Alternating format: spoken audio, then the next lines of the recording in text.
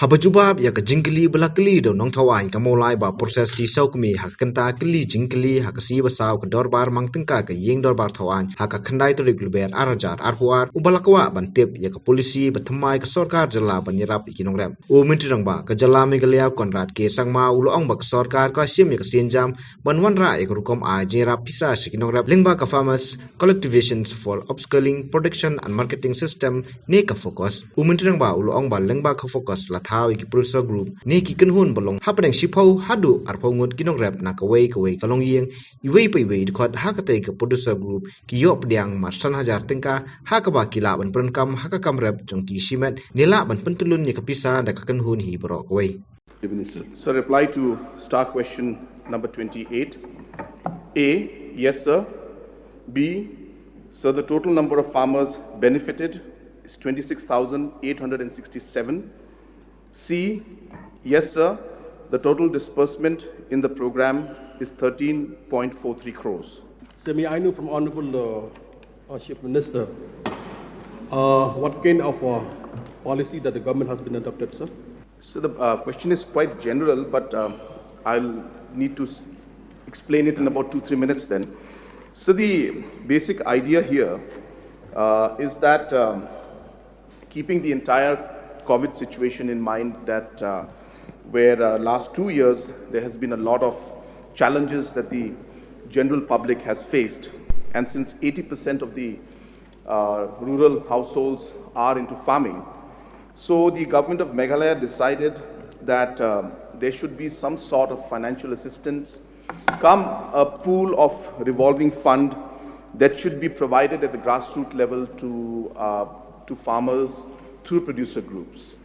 And therefore, this whole process started with discussion with the Honorable Agriculture Minister and myself and the Animal Husbandry Minister, that we need to do something to create a financial resource at the grassroots level.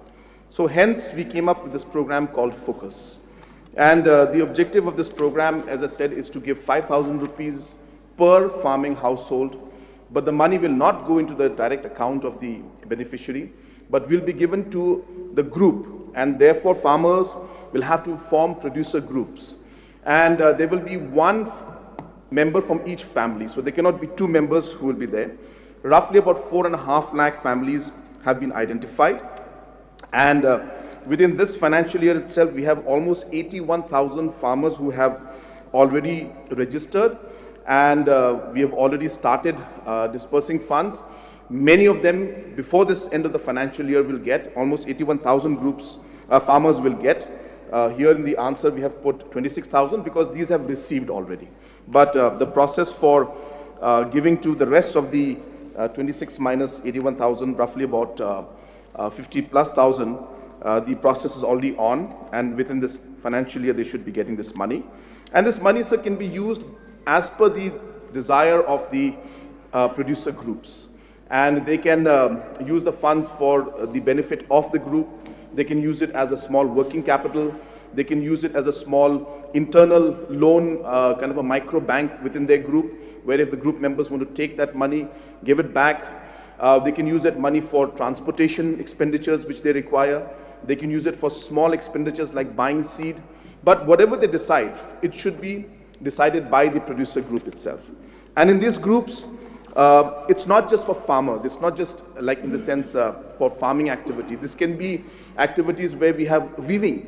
So there could be textile related groups who would like to take this money. Even they can avail these funds.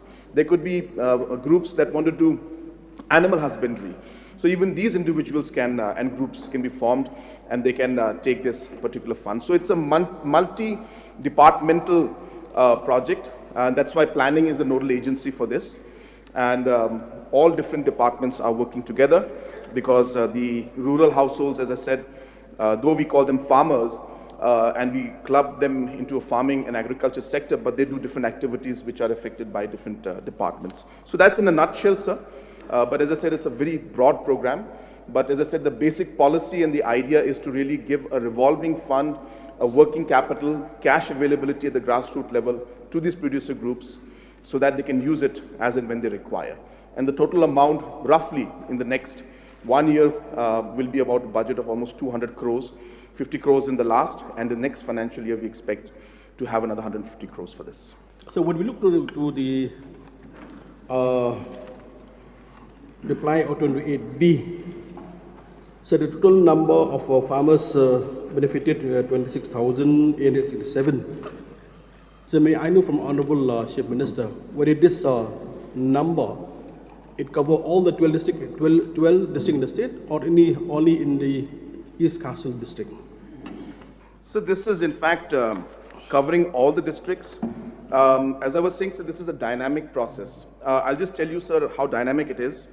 That when this question was actually asked, that time we had registration of 72,000 farmers. Okay. And by the time now today I'm replying to this answer, we already have 81,000 farmers who registered. So in a matter of a week, we had 9,000 more farmers registering into the portal. And therefore, as of now, sir, all the districts are covered. I have the detailed breakup also, but I won't go into that. In fact, every block is covered. And therefore, in different blocks, these schemes are being implemented from East Garo Hills, East Jaintia Hills, East Khasi Hills, North Garo Hills, Ribhoi, South Garo Hills, Southwest Garo Hills, West Jaintia Hills, West Khasi Hills, Southwest Khasi Hills. All the districts have been covered, and total there are 81,958 farmers registered, and the process of disbursement to them is already on. But out of these 81,000, 26,000 have actually received the cash. The rest will receive it in the next maybe a month or a few weeks' time. Again, if you look to reply 28C, the Chief Minister said the total disbursement in the program is 13.40 crore. So I know from the Honorable Chief Minister, in the course of his reply, he specifically mentioned that this disbursement it will go to the group. May I know from Honorable Chief Minister whether this group have to be registered, or it can be formed by itself. The government recognize them. So this it's a very good question, sir, and I'm glad that the honourable member has asked this question. So there is a process with which these groups are formed. So therefore, number one, to answer to his question, primary question, yes, there is a process and registration has to take place. Now, to make that registration happen, we have empaneled a large number of NGOs in different blocks. And it is through these NGOs that these are implementing agencies basically. And in each block, there is 1 or 2 or 3 agencies or NGOs who then facilitate and go to the grassroots and organize and mobilize these farmers and producer groups. So there's a whole process that follows. I'll just give you an example. Like under the Maulai, there is a group called RFSD. That is actually the implementing agency or the NGO that is facilitating the mobilization. In Maupat, there's a organization called GEMS, G-E-M-S. In Mosangram, there is a HFU. In Milliam, there is a NEI-CORD. In Peninsula, there is CORP. So like that, there are different agencies, more than about 30, 40 of them. And these agencies then go to the grassroots, mobilize the farmers, help them to come together, and help them in the registration process. So that's how it is done, sir. So I'm pretty much happy, sir, that now we have attained over 50 years of statehood. In the start of the 50 years Golden Jubilee, that the government have a good policy for the farmers. So may I know, there's one more question, sir. Whether this revolving fund or the cash that the government will give to the producer group, whether it is a subsidy or it's a loan, sir? So it's a mixed reply. From the government side, sir, it is a pure subsidy. That means government is giving it to the different organizations and these, producer groups. But these producer groups don't have to repay it back to the government. But at the end of the day, if the producer group decides that they will use this fund, now if there are 20 members in this group, so they will get 5,000 rupees each, so they'll get 1 lakh. If this producer group so decides that we will keep this money as a revolving fund for our members, and anybody who would like to take money from here has to pay 2% interest to the group back, like a self-help group model. So they can do that. So therefore, from the government side, it is a subsidy. They don't have to repay it back to the government. But how the producer group decides to use it, that can be flexible. They can use it as a loan component to their members. They can use it as a working capital. They can use it as a revolving fund. They can use it as an infrastructural fund, whatever the producer group decides to do so. So what I want that this policy, the program introduced by the present government, we will be sustainable. You understand that this year 50 crore the government will spend, then this financial year another 150 crore will be 200 crore. But what I want to say is it should be sustained in future so that people will be surveyed. So the last question is I would like to get from the Honorable Chief Minister, whether the one process group, because according to understand, maybe 10 in one group we may have 10, 12 or 15. In one group, how much money that the government is supposed to give to one process group? So there are two questions. He asked two questions. So the first question, the second part I'll reply, which is quicker. So that we have proposed that there should be anything between 10 to 20 members. The reason is because we feel it's a manageable number. There could be people who might go beyond 20. We have not explored that option. Most people who are coming to us are coming with a group of 10 to maximum 20. So which means, as I said, 5,000 rupees each. So any group will get anything between 50,000 to 1 lakh. So that's the first part, sir. So second part of the reply is that when we do some programs, we cannot see a program in isolation, sir. We have to realize that there is a policy that surrounds everything. Now, if you look at the focus program, it is one of the policies and programs that we are doing to help the farmers. Now, beyond this, these groups can form IVCS. Under the IVCS, it is Integrated Village Cooperative Societies. There is a loan component that they can take up to 5 lakhs to have, storage spaces made for themselves. They can use this money, again, interest-free. This money, they can use it again for programs like cold storage, which I just recently inaugurated in Raksamgri. We'll be doing it in many locations.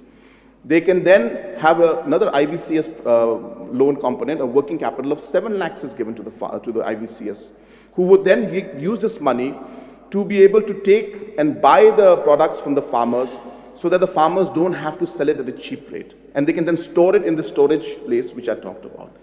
So there is a focus program, there's the IVCS program, there's a self-help group movement under NRLM. Now under NRLM, we have distributed 210 crores to different groups. These groups also do farming activities. And they can also be people who are then linked to this entire focus and producer group program. So there's a third program that is there. Then we have the missions that we have. The Lakadong mission, the poultry mission, which is going to come up, the dairy mission, the piggery mission. Under these different missions, more than 500 crores will be given to different cooperative societies. What I'm trying to say, sir, in reply, is that when we look at a policy, you will not get the full picture if you look at it in isolation. You need to understand that there are many activities and policies going on at different levels, in different capacity. And the overall impact of all these programs is what ultimately has to be seen. So therefore, we felt that there was a gap in this whole process where the farmers were not having the required working capital at the grassroots level. Sometimes farmers would have to pre-sell their product just because they don't have money to buy seeds. Sometimes they had to pre-sell their products because they don't have the money to transport their product from their field to the market. Now this 50,000 rupees could help them to bridge that gap. So my reply, sir, to this is, one has to see the policy of the government from a larger helicopter view. It cannot be seen as only one program. And yes, if we feel that this program is being sustainable and is actually helping the farmers in the long run, we could decide to extend this. We can work towards moving towards that. Because, sir, we spend about 15,500 crores as a government in this financial year will be spending. When we spend 15,500 crores, a 200 crore amount out of this 15,500 going to 4.5 lakh families is very much justified if you look at it. And therefore, yes, when you look at 200 crores, one may think so much of money you're giving, whether it will be beneficial or not. I think one has to always see the larger picture. So out of this 15,500 crores of annual expenditure, 200 crores is going to farmers. Yes, there could be groups who may not do well, who may misuse utilization or may misutilize the funds. But that's part of the process, sir. But 4.5 lakh families getting this help is what we are looking at. And as I said, one has to see the larger goal, the larger picture, and that's when you will see where this particular scheme fits in. And that's the reason why we're doing it. And in the long run, sir, keeping all those programs in mind, we're very hopeful that it will be sustainable, and we're very hopeful that it will make a difference in the farmers' lives. I would like to thank the Honorable CM for elaborate explanation about the benefit to the farmers through different producer group in the state. When we talk about farmers, it links with the new policies, with the market, where they will sell all this produce, agricultural produce, or be it vegetables, be it the weavers. So we have to look at from different angle also. I would like to know from the Honorable Chief Minister, any intention, any plan for different producer group after they will produce any kind of agricultural produce, or the weavers, the market link that has to be there to explore the possibility how they can stand in their own feet. So we would like to know the intention of the government through different policies that will be brought in days to come. This is my first question, sir. Sir, again, a very valid question, but again, a very broad question, sir. So market linkage is a major hurdle when it comes to the farmers. So we have realized these challenges, and we've also realized, sir, that it needs multi-pronged approach. First, we need to create the market, farmers' markets. We need to realize that these farmers' markets need to be having the proper infrastructure, and they should be run by the farmers themselves.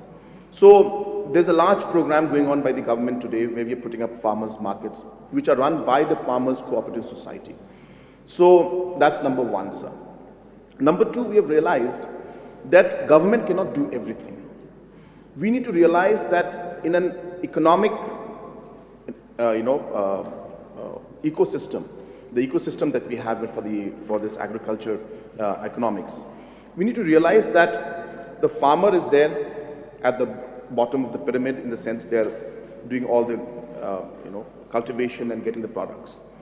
Then we have the different IVCS groups and the cooperative societies, producer groups, that actually will help them aggregate, and collectivization will take place so that they can actually have the quantity and the price that they deserve. The third level comes in where the processing starts. So you need to add value to these products. So therefore, again, through these cooperative societies or through entrepreneurs, we ultimately will be able to get to the processing part. And further than that, then we come to the point where the entrepreneurs will then market these products outside. So we have realized that entrepreneurship is a major link between the market and the farmers.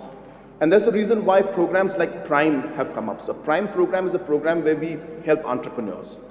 Now, we are coming up with another program called Prime Hubs. So you'll be happy to know, which of course we didn't show yesterday, that these Prime Hubs, an example I'll give you, there's one Prime Hub we've opened in Sorkar. In this Prime Hub, not only do they have the machines for processing ginger and turmeric and juice and chips, they also have international quality packaging material, which they then are able to take the products from the farmers, package it and make it, process it for them, and then they will then further link it to the market outside. So therefore, sir, again, there is no one-line answer to this, and I can, give more, elaborate information on that. But as I said, you need to realize that the entire ecosystem, how it works, and realize that government will have to do a certain part where we have, programs like we had the Food Fest, where we had the Sial Food Show, In 2019, we had intended to have it every year, but because of the COVID situation, we could not. So we're going to have the Sial Food Show again in the month of May this year also. So having programs like these will expose those products to international markets, ensuring that at the grassroots level, we have large numbers of farmers markets. So I hope that by the end of the next financial year, we should be having anything about 70 to 80 farmers markets run by the farmers themselves. We need to then see that entrepreneurship is coming into the linking the entire space between the farmers and the buyers. So it's a multiple thing, and there's no one answer to this. And I think we'll need a full motion to be able to describe. So I think in the question answer or the question hour, I think it would not be appropriate for me to speak any further or give more details. But I hope that satisfies the honourable member. Just one. Yeah. So with regard, because I came from Ribhoi, the district which produce more vegetables, pineapples. So with regards to facilities or policies that the government agriculture department will look into with regards to the storage facilities for pineapples and other vegetables, we would like to suggest that the government will look into this, especially in Nongpo, one of the area which produce more pineapples. So there's no proper storage facilities. So I would like to suggest the government to look into it. Sir, I would like to take this opportunity to give a very positive suggestion to the honourable member. So as I was mentioning, we have a program under the IVCS, Integrated Village Cooperative Society. If these cooperative societies are formed, we are giving 5 lakhs to these cooperative societies as loan to set up the storage units. So therefore, government will not come into the picture. This will be run by the cooperative societies. And to give an example of this, we recently gave one IVCS in Raksambre. We gave them a solar-powered cold storage. It's live. I went inside it. It's really cold inside. So I went inside and I saw it. It's working beautifully. So there's no need for power connection. It runs fully on solar. And I think it'll be an ideal investment for Ribhoi, especially keeping in mind that we have products that perish, like pineapple. So with this solar-powered cold storage system, I don't remember the exact size, means in terms of metric tons. I can't remember how much it was, but it's decent enough. So if 10, 15, 20 such IVCS groups come up, we are ready to fund them, give them this particular cold storage, solar-powered cold storage, and I think it will make a huge difference in the farmers' lives, especially in the Ribhoi area, sir.